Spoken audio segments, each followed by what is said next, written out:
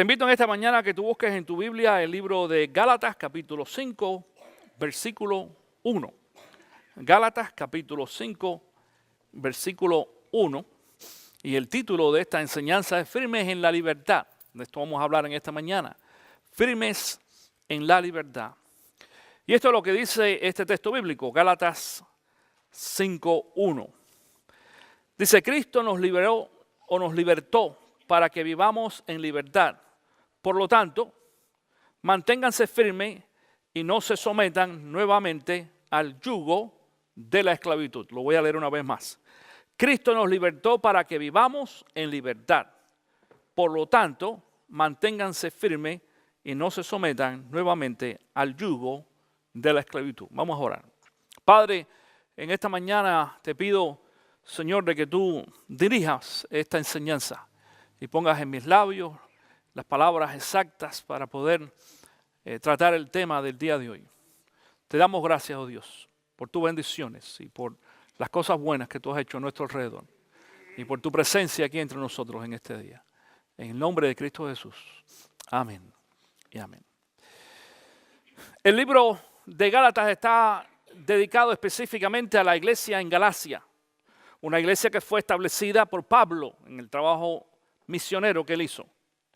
Y cuando leemos este libro, esta carta a esta iglesia, nos damos cuenta de que el apóstol Pablo estaba hasta cierta forma frustrado con estos hermanos o con esta iglesia. Nosotros los pastores empezamos a entender también eventualmente el sentimiento de Pablo en esta ocasión. Porque en algunas ocasiones se nos hace difícil, caemos en tristeza, en depresión, en desaliento quizás, pero estaba desánimo, gracias, esa es la palabra, en desánimo en muchas ocasiones. Y aún, ¿qué palabra tú dijiste? Disolución, muy importante. Nos desilusionamos de algunas personas, no solamente eso. Déjame decirte de que en el caso de algunos pastores o maestros, y yo he pasado por esa experiencia, hay veces que pensamos, ¿será que no enseñamos bien? ¿Será que no hicimos un trabajo correcto? Porque el diablo se encarga de poner una serie de ideas en nuestros pensamientos, en nuestra mente, es decir, para desanimarnos precisamente y para pensar en algunas ocasiones, quizás, esto pasa en muchas ocasiones, uno dice, yo no sirvo para esto, mejor dejo este trabajo y el ministerio.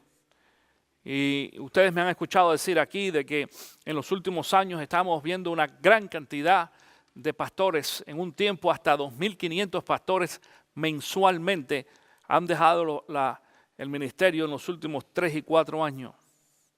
Yo conversaba aún con un pastor esta semana, mi vecino, Mike, que es pastor también y ustedes lo conocen, y hablábamos sobre el tema.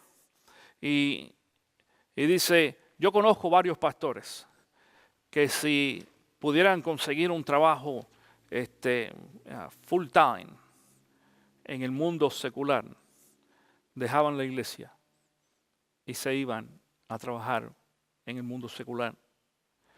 Y una de las razones es porque en algunas ocasiones vemos que le enseñamos cosas a la gente a la luz de la palabra de Dios. Lo predicamos todos los domingos, lo enseñamos en las clases de estudio bíblico y demás, o la escuela dominical en algunas iglesias. Y con todo y eso, la gente no presta atención. Y en muchas ocasiones decimos, ¿y para qué vienen a la iglesia? Alguien me dijo en una ocasión, pastor, el equipo de alabanza que teníamos anteriormente me gustaba más que el de ahora. Digo, bueno, pues no lo tenemos. ¿Tú quieres ser parte del equipo de alabanza? Dice, no, estoy pensando quizás en mi otra iglesia. Digo, entonces tú venías a la iglesia por el equipo de alabanza. ¿Me hago entender en esta mañana? Es decir, no venías a la iglesia porque había un propósito. No veníamos a la iglesia porque por la palabra, No venimos a la iglesia porque había una identidad con la iglesia y con los hermanos de la iglesia. Era simplemente el gusto a algo específicamente. Algunas personas escogen las iglesias por la atmósfera, el ambiente, por el color, por el diseño, por las bancas, por las luces, pero también por la música. Y no vamos a decir que estas cosas son importantes. Sí lo son. Es importante el sentirnos bien.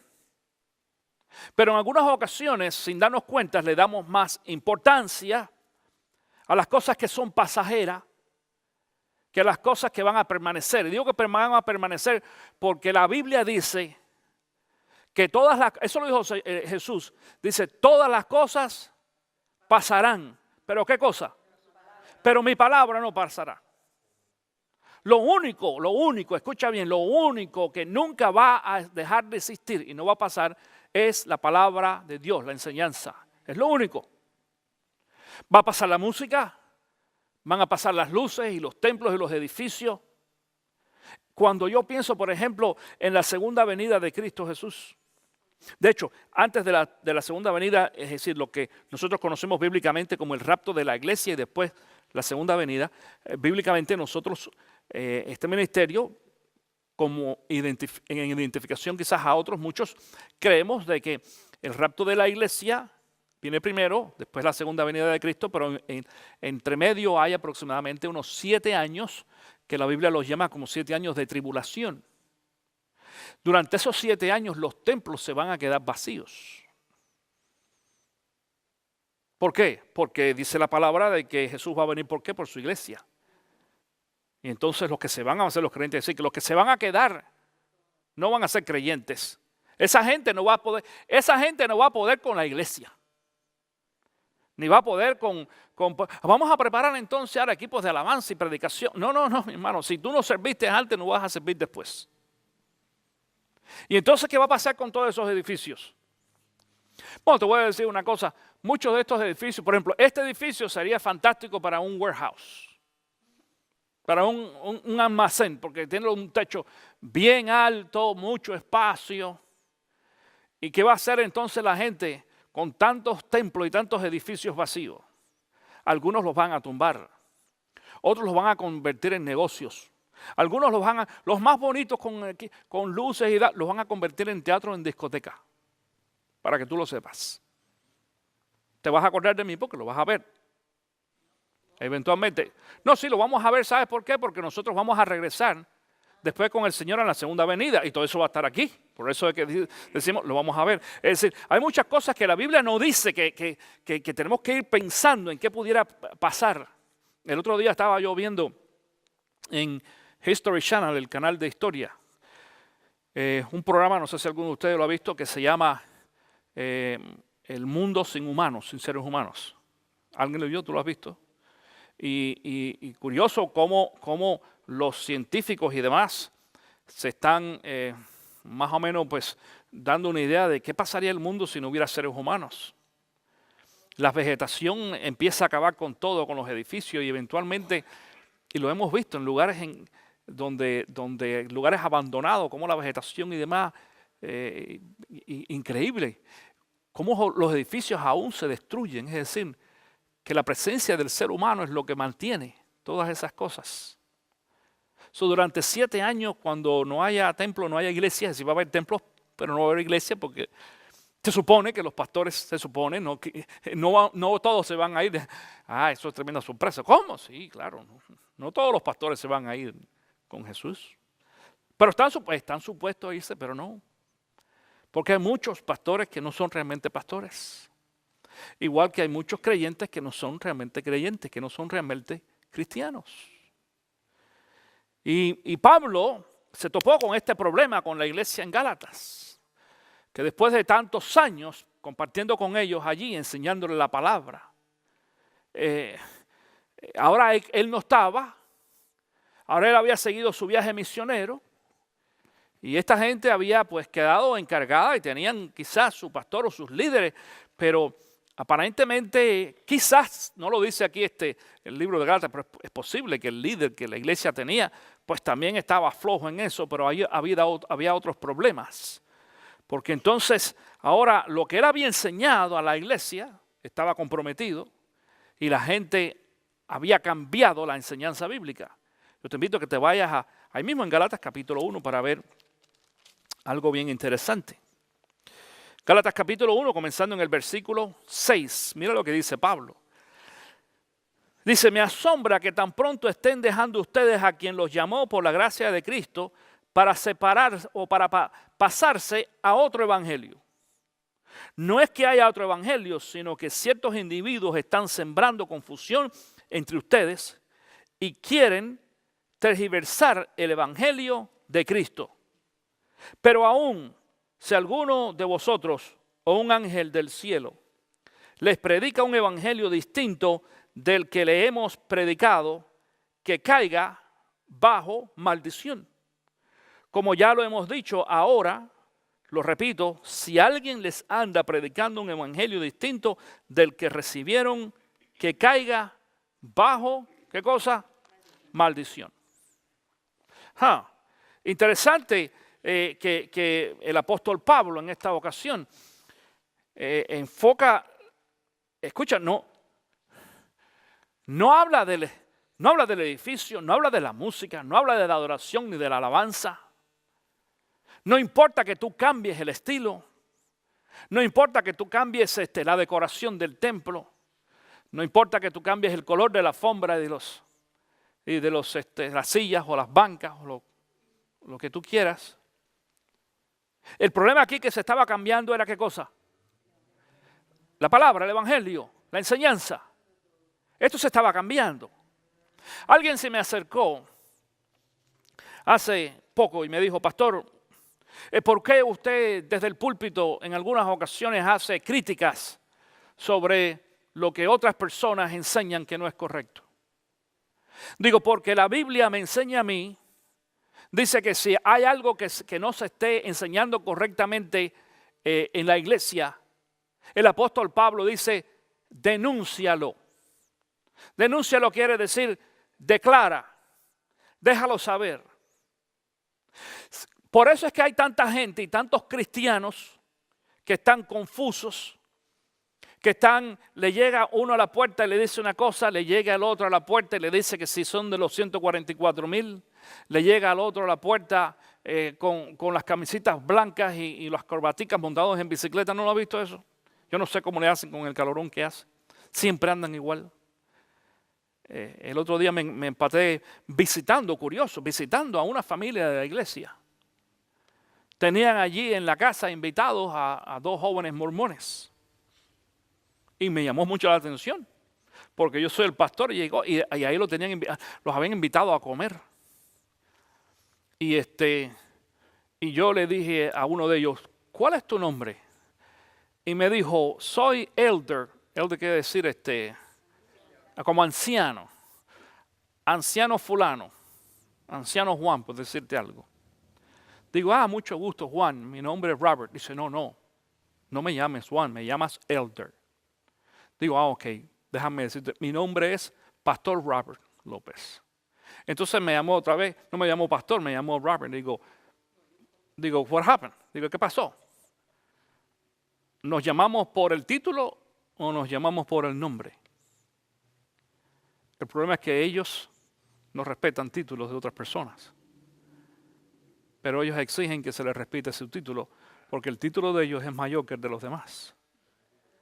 Eso fue sentado allí y lo hice a propósito para que esa familia que viene a esta iglesia se dé cuenta de que están siendo infiltrados y están viniendo aquí los domingos en algunas ocasiones a escuchar una cosa y durante la semana aceptan a otros que enseñan otro evangelio totalmente diferente.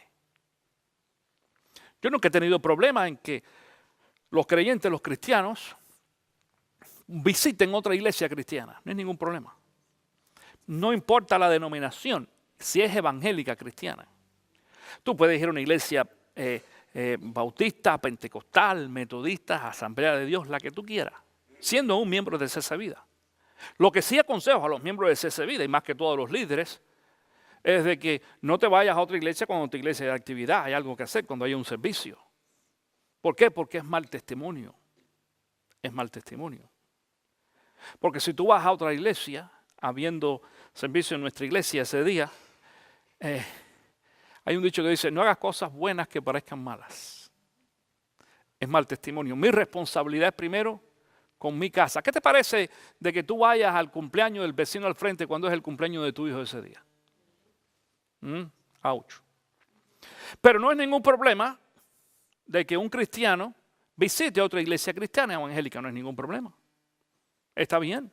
¿Por qué? Porque tenemos la misma fe y práctica. Hablamos y enseñamos el mismo evangelio. Pero cuando entonces caemos en brinca, porque mucha gente, yo me he quedado asombrado. Yo lo había visto por muchos años, pero le decía, comentábamos en una reunión el otro día con algunos pastores amigos.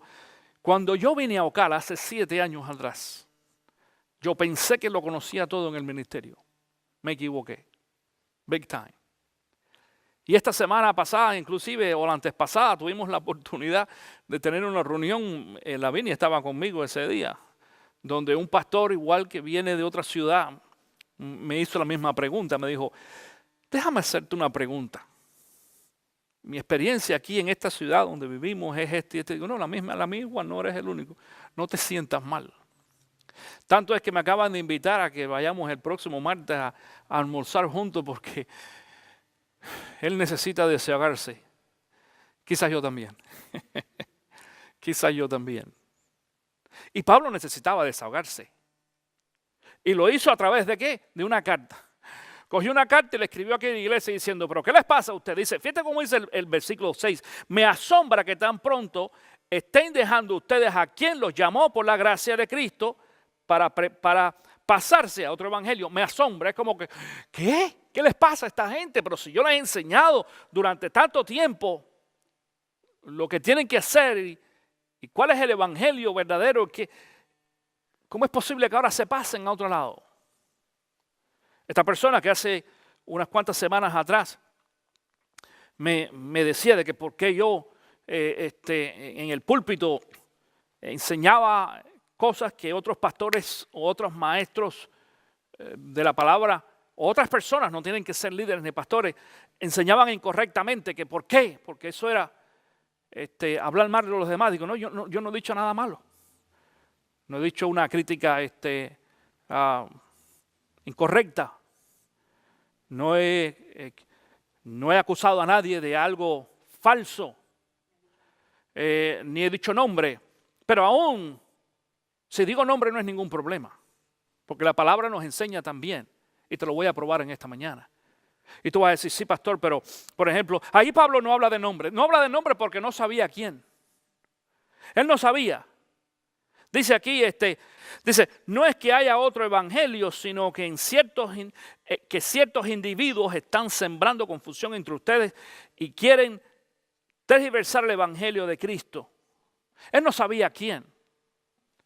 No solamente eso, sí, un poquito más adelante, como en el capítulo 4, hay una mención donde Pablo dice que es mejor que se mutilen esas personas.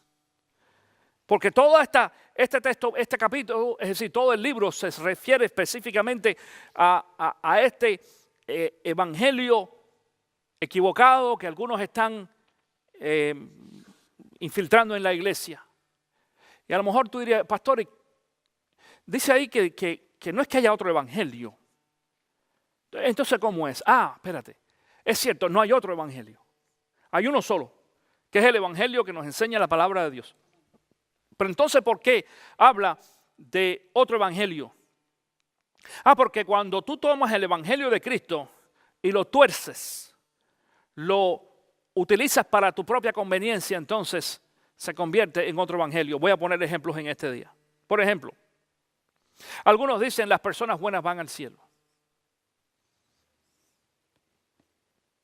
Es cierto que hay muchas personas buenas en el cielo. Pero alguien le dijo a Jesús, maestro bueno, en una ocasión, ¿tú te acuerdas? Y Jesús le dijo, ¿y tú cómo sabes que yo soy bueno? Dice, bueno solamente el Padre. Y nosotros sabemos que Cristo era bueno. Lo que nos quiso decir Jesús es, si tú me llamas a mí bueno, tú también te vas a querer llamar bueno también, en alguna ocasión. O que yo te llame a ti bueno. Pero en realidad ninguno de nosotros somos buenos. Y no nos vamos al cielo porque somos buenos. Esta semana tuve la oportunidad, esta semana pasada, de compartir la palabra de testimonio con una señora, lo compartía con algunos de los hermanos el jueves, que enferma de cáncer. Y nunca le dije que yo era pastor, aunque le di una tarjeta de la iglesia, pero ella no lee inglés y no dice, pero le di una tarjeta con el teléfono y email y demás por si acaso, pero tuve la oportunidad de orar con ella.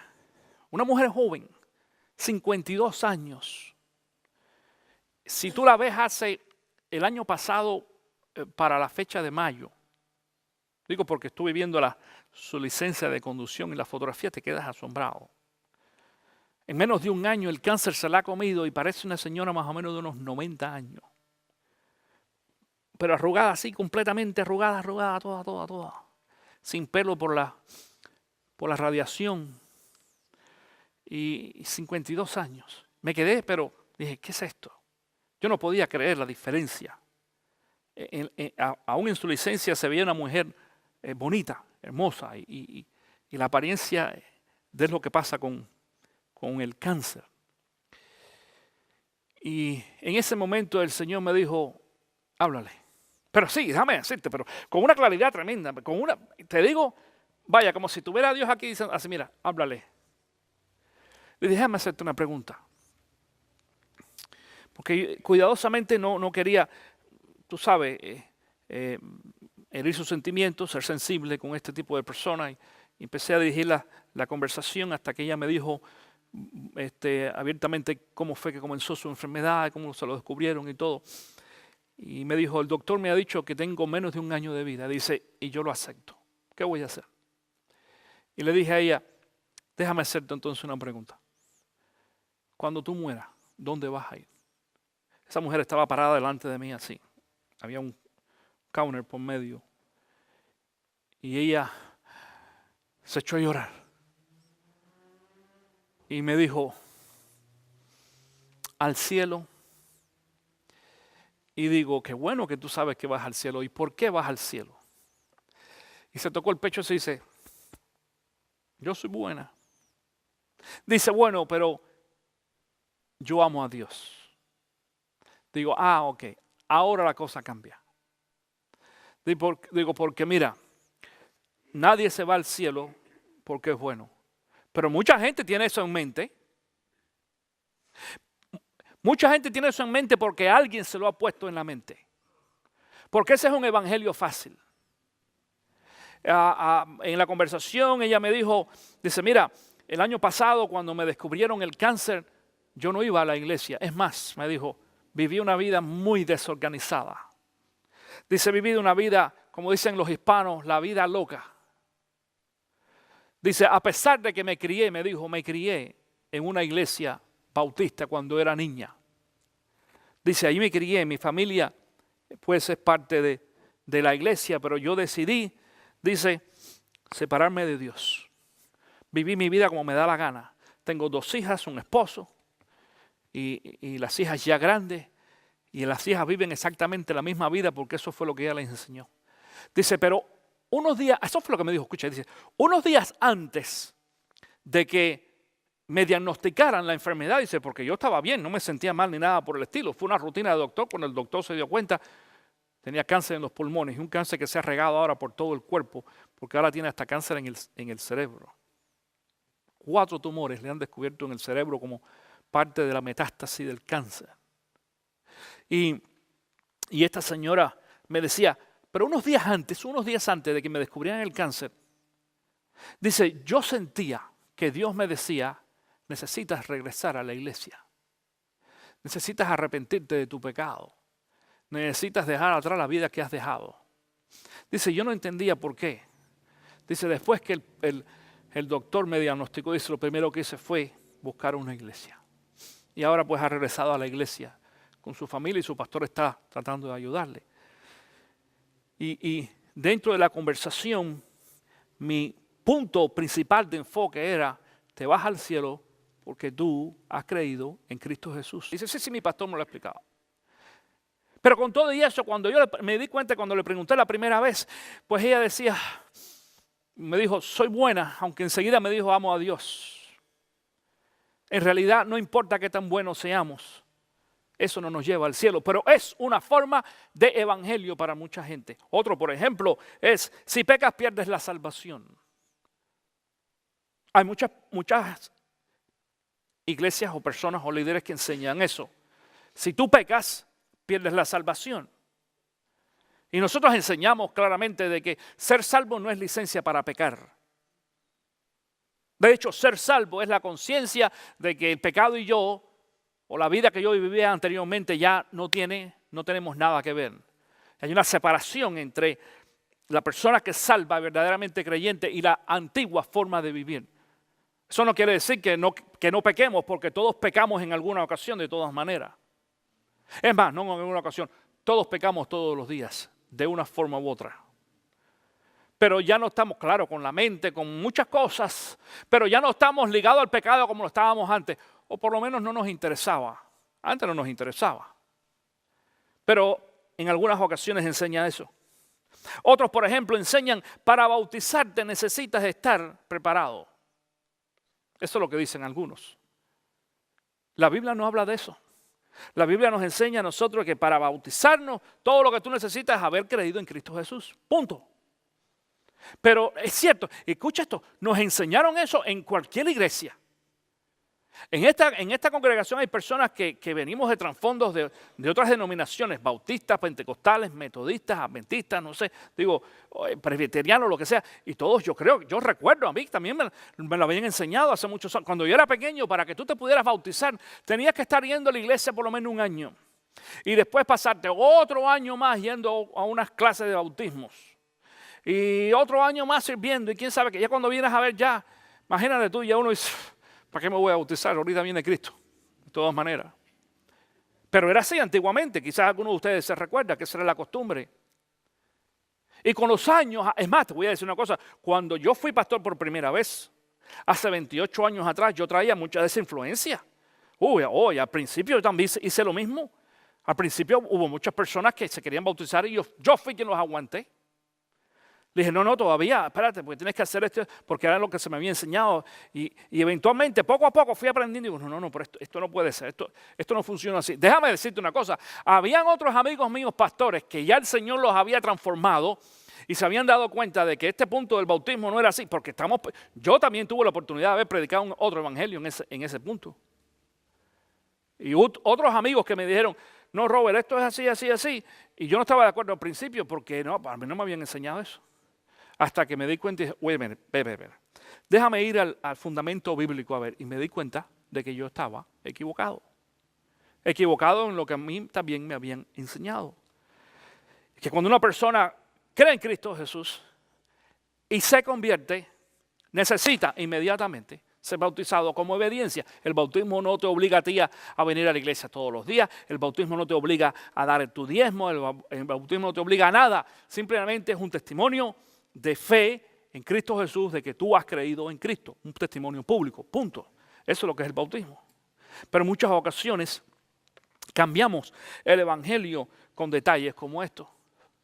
Otra vez decíamos, bueno, ¿por qué Pablo no enfrentaba a las personas que estaban enseñando esto? Porque él no lo sabía. Pero en otra ocasión sí lo supo.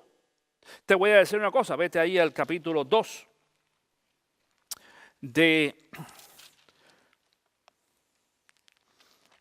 Gálatas, en el mismo capítulo 2.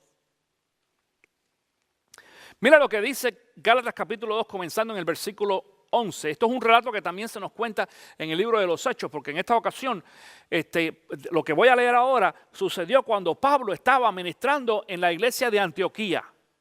Y Pedro, atención con esto, el apóstol Pedro, que estaba sirviendo en Jerusalén, vino de visita aquí a Antioquía y se juntó entonces con los cristianos en Antioquía. Pero la iglesia de Antioquía era una iglesia que estaba mezclada con cristianos judíos y cristianos gentiles, no judíos. Esos son los gentiles. Y los cristianos judíos todavía observaban o practicaban la ley judía, pero los gentiles no, porque no estaban dentro de eso. Y mire lo que pasa aquí. Pero espérate, déjame explicarte también esto. Lo que pasó fue esto. Cuando Pedro se juntaba o visitaba a los judíos, a los cristianos judíos, hacían lo que los cristianos judíos hacían. O hablaban. Y cuando iba con los cristianos gentiles, allí en esa ciudad hacía. Es decir, por ejemplo, te voy a poner un ejemplo en esta mañana. Los judíos no comen carne de puerco. Entonces cuando se iba con los gentiles se comía un sándwich cubano. Pero cuando se iba con los judíos se comía el sándwich pero de vegetales. O de pavo quizás. ¿Entiendes? Eso era. Para no ofenderlos quizás y lucir como. Porque, ahora, cuidado que un judío fuera a ver a Pedro comiéndose un sándwich de jamón aquí con estos gentiles, porque eso era tremendo problema. Y Pablo cuando se entera, va y enfrenta a Pedro. Atención con esto, mira lo dice aquí, versículo 11 otra vez, Gálatas 2:11. Pues bien, cuando Pedro fue a Antioquía, le eché en cara su comportamiento condenable antes que llegara algunos de parte de Jacobo. Pedro solía comer con los gentiles, pero cuando aquellos llegaron comenzó a retraerse y a separarse de los gentiles por temor a los partidarios de la circuncisión. Entonces los demás judíos se unieron a Pedro en su hipocresía y hasta el mismo Bernabé se dejó arrastrar por esa conducta hipócrita. Escucha esto. Pablo está nombrando por nombre a Pedro, que era uno de sus compañeros de lucha, y lo llama ¿qué cosa? Hipócrita. ¡Auch! Cuando vi que no actuaban rectamente como corresponde a la integridad del evangelio, le dije a Pedro delante de todos: si tú, que eres judío, vives como si no lo fueras, ¿por qué obligas a los gentiles a practicar el judaísmo? Estos son principios bíblicos. No sé si tú entiendes. Estos son principios bíblicos. Y él está exponiendo a esta iglesia de que en alguna ocasión le dijo, no a un hermano, no a un apóstol, no a Pedro, fulano de tal, para que lo supieran. De que Pedro había también transgiversado el evangelio de Cristo Jesús. Tanto dice allí de que influyó en Bernabé. Date cuenta que Bernabé fue el que fue a buscar a Pablo para traerlo al ministerio. Bernabé era un anciano de la iglesia, tremendo líder, predicador. Bernabé y Pablo fueron pastores en la iglesia de Antioquía, que llegó a tener hasta 3,000 personas. Increíble. Una mega church, una de las primeras, quizá la primera mega church que vemos ahí en la Biblia. Y Pedro llegó a esa ciudad a crearle problema con este tipo de división. En algunas ocasiones vemos estas cosas en la iglesia. Una de las cosas que afecta a la palabra o al cambio, a este cambio en el evangelio, es la ignorancia. Esta misma persona con quien ya hablaba me habló de esto. Pastor, tú has dicho en alguna ocasión de que hay personas que son ignorantes. Sí. Pero eso no es bueno, pastor. ¿Por qué no? Porque eso es una ofensa. No, no es una ofensa. La palabra ignorancia no es ofensa.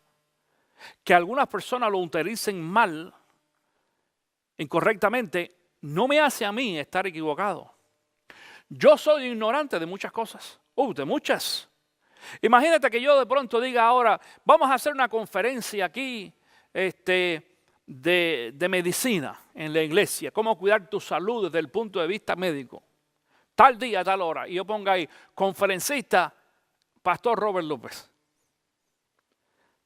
Tú vas a decir, ¿qué? Yo qué sé de medicina. Yo qué sé de dieta. Mira, de dieta, imagínate tú, yo de dieta. Si yo soy el primero que necesito hacer dieta y bajar algunas libras. Entonces yo soy totalmente, ¿qué cosa? Ignorante de eso. O ignorante de muchas cosas más también. Es más aún, después de tantos años estudiando la palabra, y de haber ido a un seminario, todavía hay algunos aspectos de la Biblia de la cual yo soy ignorante, porque yo continúo aprendiendo de la palabra de Dios todos los días. Así que fíjate, todos nosotros, todos somos ignorantes en algún área, en muchas cosas. Yo soy ignorante de la buena cocina. Para mí lo mismo me da un bistec que un arroz con frijoles negros o un sándwich. Yo no tengo tanto problema con eso. Es decir, y cuando vamos a comer por ahí, vamos a comer y ¿dónde quieren? Yo dejo que la gente escoja, porque yo donde quiera que vaya, algo voy a pedir que me va a gustar. Yo no. Aquí en la iglesia había un hermano que a la hora de comer, sí, él siempre quería ir a comer a los restaurantes de carne, los mejorcitos. Y me decía, mira, pastor, y con mucho cariño, porque somos muy buenos amigos. Esto me refiero a Andrew, ustedes lo conocen, porque Andrew es muy especial a la hora de comer, él le gusta la carne y demás. Y entonces él me quería dar una clase de ¿cómo se dice? De gourmet. ¿Por qué la carne? Y así digo, mira, mijo, yo me como, lo que tú me pongas, de carne menos el hígado, cualquier cosa me como. Vamos, tú escoges donde quieras ir. Y a cada rato me bromea. El otro día él me llamó porque él había escuchado al doctor Charles Stanley hablando de quién sabe qué, de la cuestión de la comida. Te voy a mandar el mensaje, mándamelo, no hay problema, de todas maneras. Yo no soy tan picky para la cuestión de la comida. Claro, Andy tiene más conocimiento de eso. Es más, él ha tomado hasta clase de cómo cocinar y preparar la comida. Y yo no. Yo me crié en Cuba. Entonces, imagínate, lo que haya está bien. Si es carne, carne. Y dice el apóstol Pablo, yo me he acostumbrado a vivir en la abundancia y en la escasez. ¿Tú entiendes, Reinaldo, verdad? Claro, tú entiendes, sabes cómo es eso. Entonces, cuando hay carne, como carne. Y cuando no hay, pues no hay. Arroz y frijoles. Y cuando hay arroz con frijoles, lo que sea, sopa. Yo me acuerdo con huevo frito, claro, huevo frito sin problema. Yo me acuerdo en una ocasión, no me acuerdo, una ocasión aquí en la iglesia conversando que yo dije que a mí algo que me gustaba mucho era el pan con mayonesa. Y alguien me dijo, mayonesa y jamón. Digo, no, pan con mayonesa. Tú me das un pan y yo le echo mayonesa así, me lo como sin problema ninguno. Y muy sabroso, pero hay gente que no le gusta.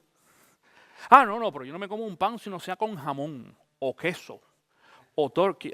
Entonces la gente dice, ya tú estás muy especial ya. Claro. Pero claro, escucha, en parte quizás sea por mi ignorancia en ese área. Yo no soy un conocedor de la cocina, ni de la comida, ni de nada por el estilo. Hay muchas otras cosas que no conozco, que no sé. Pero lo que sí sé, entonces de eso sí lo voy a defender. Entonces, decirle a una persona que tú eres ignorante en algún área no es una ofensa, no es una ofensa. Hay otra palabra en la Biblia, por ejemplo, que se utiliza, que no es solamente la palabra ignorante, sino la palabra neófito. Por ejemplo, Pablo usa esa palabra que significa lo mismo en 1 de Timoteo capítulo 3, cuando habla del pastorado, del liderazgo, dice, no escojas a un neófito. Y la gente dice, oye, pero qué vulgaridad esa, ¿cómo le llamamos? Hermano, neófito quiere decir una persona nueva en algo que no es conocedor. Entonces, si tú escoges a un nuevo creyente para ser un pastor de la iglesia, el tipo dice, ¿y qué enseño? Si yo acabo de llegar, no sé qué, tú sabes, ¿cómo empiezo? Entonces dice Pablo como recomendación, no escojas a un neófito. Neófito no es una mala palabra, no es una ofensa. Es decir, cuando tú le digas a alguien, oye, neófito, no es la palabra, es quizás la forma en que tú se lo dices, pero la palabra no, la palabra, el contenido no, es correcto. Una palabra neófita o una persona ignorante es lo mismo, una persona que no tiene conocimiento suficiente para poder hacer un trabajo o desempeñar una posición o lo que sea. Bueno, Pedro en su ignorancia al principio le pasó exactamente lo mismo. Sin embargo, atención con esto, sin embargo, los años pasaron y el conocimiento de Pedro cambió. Segunda de Pedro, capítulo 3, versículos 15 y 16. ¿Lo tienes? Amén. Ok, dice, mira, tengan presente que la paciencia de nuestro Señor significa salvación, tal como los escribió también nuestro querido hermano Pablo con la sabiduría que Dios le dio. En todas sus cartas se refiere a estos mismos temas, hay en ellas algunos puntos difíciles de entender. ¿Qué cosa dice? Que los ignorantes e inconstantes tergiversan, como lo hacen también con las demás escrituras, para su propia perdición o beneficio, quizá, no sé, la King James o la Reina Valera, como diga. Pero en esta ocasión estamos viendo al apóstol Pedro, muchos años después de esa intervención que acabamos de leer allí en el libro de Gálatas, capítulo 2. Muchos años después. Claro, hablando, aquí vemos a un Pedro maduro. Un Pedro que ahora, con la ayuda de los demás y también con Pablo, de la ayuda de Pablo, porque él lo dice aún en esta ocasión, de que Pablo escribió y Pablo influyó sobre la vida de Pedro para darse cuenta cuál era el verdadero evangelio. Quiero decir algo en esta mañana sobre este texto bíblico que estoy leyendo, estos dos textos bíblicos. Teológicamente hablando, estos dos textos, estos dos versículos, son importantísimos. Atención con esto. Yo tuve una clase aquí hace unas semanas atrás, muchos de ustedes participaron, que fue, estuvimos analizando la cuestión de la veracidad de la nueva versión internacional, que algunas personas ponen allí en evidencia y demás, o en duda. Y como parte de esta clase hablamos sobre algo que se llama el canon. Y el canon no es otra cosa que la medida literaria para poder evaluar si una escritura o un libro es genuinamente la palabra de Dios. Y se debería estar en la Biblia.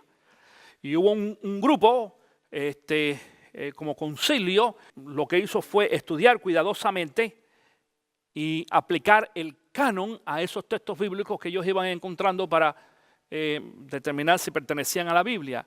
El primero que encontramos históricamente hablando fue alrededor del año 300 después de Cristo Jesús, y muchas personas piensan que ese fue el primer canon, pero déjame decirte que es una equivocación, porque aquí está en este texto bíblico mencionado el primer canon de la palabra de Dios, cuando dice: tengan presente que la paciencia de nuestro Señor significa salvación, tal como les escribió también nuestro querido hermano Pablo. Es decir, al principio de la iglesia cristiana, aquí estamos hablando aún antes de la destrucción del templo en Jerusalén, que fue en el año 70 después de Cristo. Escucha esto, antes de la destrucción del templo de Cristo Jesús, Pedro está escribiendo y está diciendo que ya estaban aceptados para la iglesia cristiana primitiva las primeras cartas del apóstol Pablo. Ese es el primer canon. Es decir, esta cuestión de que las escrituras de Pablo fueron adoptadas por la iglesia cristiana con los años, no, eso no es cierto. Aquí dice Pedro que no. Aún bien temprano en el tiempo de que las escrituras de Pablo eran consideradas también como palabra de Dios para la iglesia en esta ocasión. Dice inclusive con la sabiduría que Dios le dio, dice en todas sus cartas se refiere a estos mismos temas. Dice, hay en ellas algunos puntos difíciles de entender. Es cierto. Imagínate tú cuando leemos el libro de Romanos. El libro de Romanos nos pone allí frente a algunas situaciones que nos dice, wow, que menciona Pablo cuando Pablo dice, yo quiero hacer lo bueno. El espíritu quiere hacer lo bueno, pero la carne ¿qué? La carne no, se revela. Y uno dice, pero ¿cómo es posible que Pablo diga esto? Claro. Tenemos que estudiar todo el tema para poder descubrir por qué. Y también ponernos nosotros en los zapatos de Pablo para darnos cuenta que nosotros también tenemos exactamente el mismo problema. En muchas ocasiones queremos hacerlo bueno, pero en muchas ocasiones no lo hacemos. Claro, el quererlo no es suficiente. La buena intención no es suficiente. Y hay veces que caemos en el pecado de hacer algo que no es apropiado delante de los ojos de Dios. Pero Pedro, en alguna ocasión también, anteriormente aquí, en el texto de Gálatas, capítulo 1 y 2, fue ignorante de la palabra de Dios. Aquí no, aquí ahora sí conoce la palabra y sabe y reconoce que lo que Pablo le estaba enseñando, le había enseñado al principio y lo que enseña ahora en las cartas, incluyendo la carta de Gálatas, era el evangelio de Cristo Jesús. Pero dice él de que había muchas personas allí que eran, dice, ignorantes e inconstantes, las dos cosas. Lo menciona así, porque esto tiene una relación. Las personas ignorantes son inconstantes. Claro que sí. En lo que yo sea ignorante, por ejemplo, yo soy ignorante en la parte médica, ya te lo dije. Y soy inconstante a la hora de tomarme las medicinas. Quizá lo sabe. Amén. Tú también, yo sé, pero bueno. Mira, tanto es que Luisa me compró ahora una cajita de esa que dice el domingo, lunes, martes, miércoles, jueves, todos los días, ¿no? Y para llenar allí con una pastita, que es lo que me tomo solamente, más otra que añadida ahí de vitamina o que es el colesterol, por si acaso, pero es una pastita, una para cada día. Y ahora entonces se me olvida abrir la cajita también y no más. O a veces se me olvida el día. Claro, si yo fuera conocedor, atiende esto, si yo fuera conocedor, más conocedor sobre el tema médico, entonces sabría la urgencia que tengo de tomarme esa pastilla. ¿Cuándo me doy cuenta de que hay urgencia? Porque como no me tomo la pastilla por uno de los 2 días, lo primero que yo siento que empiezo a temblar, se me olvidó la pastilla. Porque es problema de la tiroides y como tengo tendencia a ser hyper, entonces pues tú sabes, eso es una de las cosas que hace el hipotiroidismo, te pone a millón, eso uno empieza así como que, ¿qué es esto? Y enseguida que yo veo, efectivamente cuando voy a ver la cajita, ¿qué día es hoy? Miércoles. Uy, sí, la última vez que me tomé fue el domingo o el lunes. Imagínate tú. Es un problema, es un problema. Cuando viajo, me llevo la cajita conmigo, le dicen, me ponen las pastillas. Y después me tiene que estar llamando, el texto, ¿te tomaste la pastilla hoy? Uy, se me olvidó. Yo le digo que sí, pero entonces después me la tomo después que le digo que sí. ¿Entiendes lo que está pasando? Eso es por la ignorancia, pero según uno va teniendo conocimiento y sale de esa ignorancia, entonces nos damos cuenta que la aplicación es mucho más efectiva. Eso pasa exactamente en la vida espiritual. Cuando nosotros tenemos más conocimiento de la palabra de Dios y de lo importante que es que nosotros nos mantengamos en la libertad que Cristo nos dio a nosotros, entonces nos vamos a sentir con más libertad de poder vivir realmente una vida cristiana. Porque el gran problema, hablando aquí, y no caímos en estos detalles en esta enseñanza en el día de hoy, pero el gran problema que hemos visto aquí en esta ocasión es de que había un grupo de cristianos que estaban cortando la libertad a las personas que habían vivido, que habían venido a los pies de Cristo Jesús.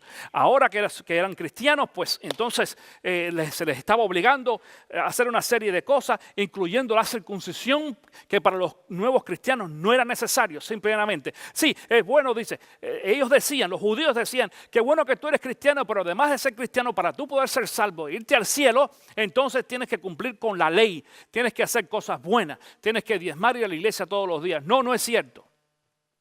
Diezmar y ir a la iglesia todos los días es bueno y adorar, eso es bueno, te va a enriquecer espiritualmente, te va a traer bendición, pero cuando tú recibes a Cristo Jesús, dice la palabra de Dios, tú eres sellado por el Espíritu Santo, punto, y te vas a ir al cielo aunque te vayas en el estribo del tren. Eso es la libertad que nos da a nosotros la palabra de Cristo Jesús. Si tú recibes a Cristo, eres salvo. Si tú le obedeces y haces las cosas que el Señor espera de ti, entonces vas a ser bendecido encima de eso. Dicho sea de paso, la mayoría de los creyentes son salvos, pero no son bendecidos por este asunto. Pero una cosa que nosotros aprendemos entonces, que es lo que Pablo nos está tratando de enseñar aquí en esta mañana, en Gálatas capítulo 5, versículo 1, regreso a ese texto bíblico para concluir en esta mañana, dice, Cristo nos libertó para que vivamos en libertad. Ya tú eres libre ya. Por lo tanto, manténganse firmes y no se sometan nuevamente al yugo de esclavitud. Mira, mi querido hermano, no dejes que el diablo ponga ideas extrañas y fuera de lo bíblico en tu mente. No dejas que el diablo te esté atosigando diciendo de que tus problemas y tus enfermedades y otras cosas más es porque tú tienes algún problema delante de Dios. Es cierto que en algunas ocasiones tenemos que poner muchas cosas a bien delante del Señor. ¿ok? Pero Dios sobre todas estas cosas quiere el bienestar tuyo, quiere bendición, quiere prosperidad, quiere darte salud, quiere hacerte a ti una persona feliz, que disfrutes de lo que tienes, que disfrutes aún de lo que tienes y de lo que no tienes aún. Atención con esto, pero quiero decirte lo siguiente, no dejes nunca de que nadie por ninguna razón te mantenga a ti amarrado a la antigua forma de pensar o de vivir, porque fue Cristo Jesús quien nos ha hecho a nosotros libres, libres totalmente. Ahora vivimos una vida libre en Cristo Jesús. Libre, deberíamos vivir libres de preocupación, deberíamos vivir libres del estrés, deberíamos vivir libres del miedo, del temor de lo que pudiera pasar. Si tú tienes algún problema, yo no sé cuál sea en esta mañana, Dios tiene control de tu problema. Dios tiene control de tu salud. Dios tiene control de tu finanzas. Dios tiene control de tu familia. Dios tiene control de todas las cosas que pasan a nuestro alrededor. Porque esa es la libertad que Cristo Jesús nos dio a cada uno de nosotros el día que murió en la cruz por nuestros pecados.